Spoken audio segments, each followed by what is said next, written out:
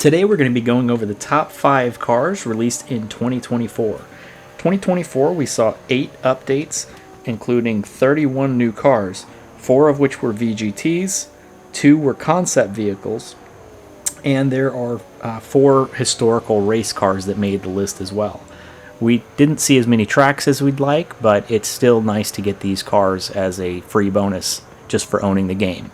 Just as an honorable mention, the Mercedes-Benz W196R is a great car if you have the credits to burn, but it's the first time they did actually add a $20 million car to the game, so it is very expensive. But it's well worth the cost of entry if you do have the VR headset and play the game enough to have a little bit of extra credits laying around. But let's go ahead and start in at number 5. The 5th car on the list I was actually even debating to put into first place, but it's the Toyota GT1 race car. This car is a great car to drive.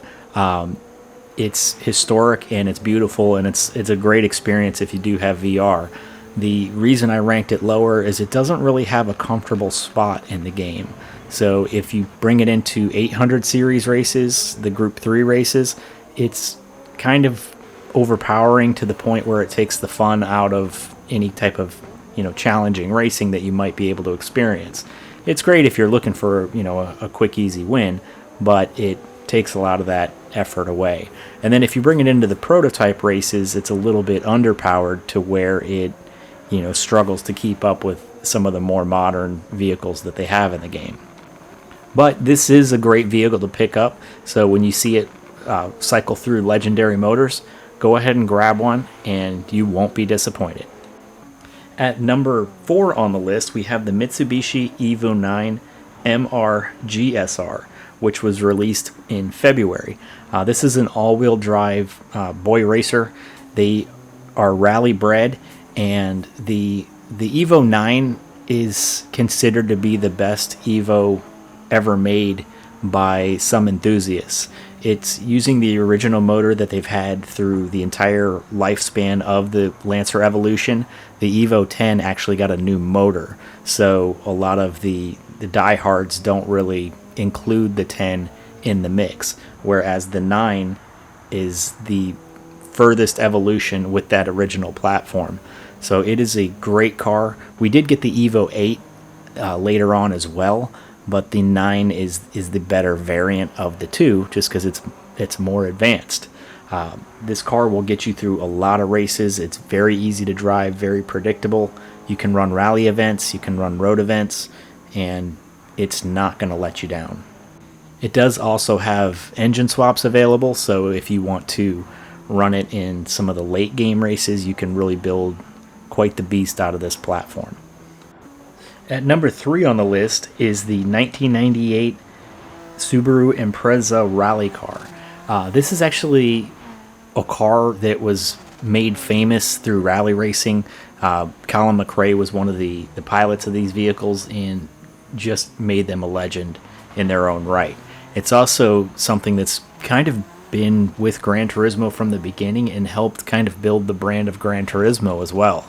I know in the American market we did not get STIs or any of these rally-bred vehicles until Gran Turismo was released in the States, and then we got exposed to the Nissan GTRs, the Lancer Evolutions, and the Subaru Impreza STIs.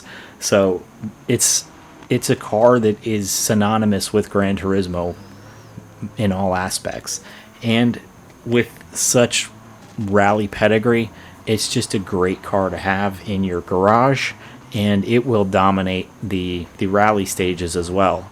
Again, if you are using the VR headset, rally is much more fun in VR versus the flat screen. You just get a much better sensation of the movement of the vehicle, so it makes driving it much easier. But it's still good to have as a track weapon for these rally events if you are struggling with them. At number 2 on the list, I have the Ferrari Scuderia, which is a car I haven't put enough time into, in all honesty. Every time I get behind the wheel of it, I'm just thoroughly impressed. It gives great feedback. It's a phenomenal car to drive, but then I forget about it because there are a lot of Ferraris in the game. There are a lot of other cars in the game. But this was released in the July update, and it was a big update with a lot of vehicles, so it kind of fell into shadow. I actually initially forgot it was even in the game, but it's well worth picking up. You can run through the Ferrari events, you can run through mid-engine events, and it just doesn't let you down.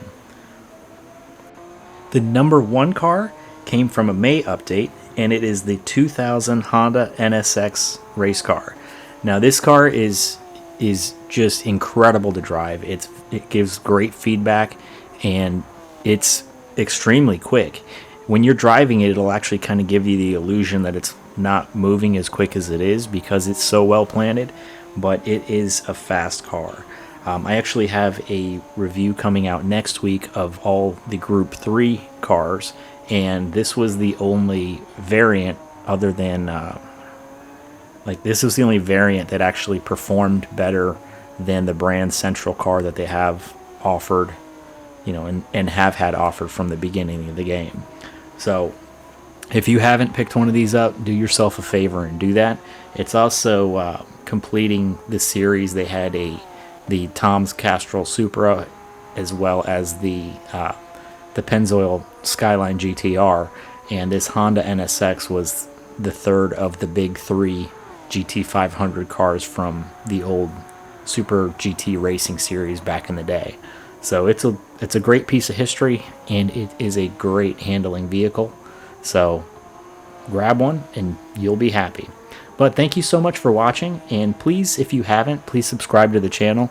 That way, especially next week, you can watch the Group 3 balance of power cars to see which one is best. And if you've missed any of our previous videos, please check them out, and we'll catch you in the next one.